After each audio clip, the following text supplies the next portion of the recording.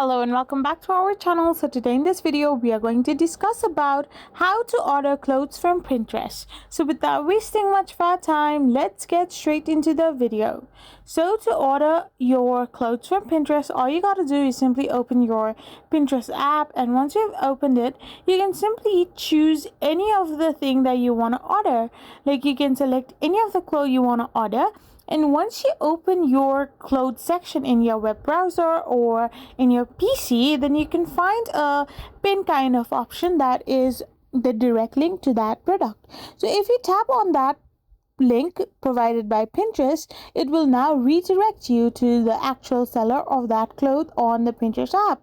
So once you simply tap on it and be redirected, you can simply buy clothes or order clothes from Pinterest by tapping on that particular link. I hope you found this video helpful, so don't forget to hit that subscribe button and do give us a thumbs up. We will be back again with more informative videos. Thank you for watching.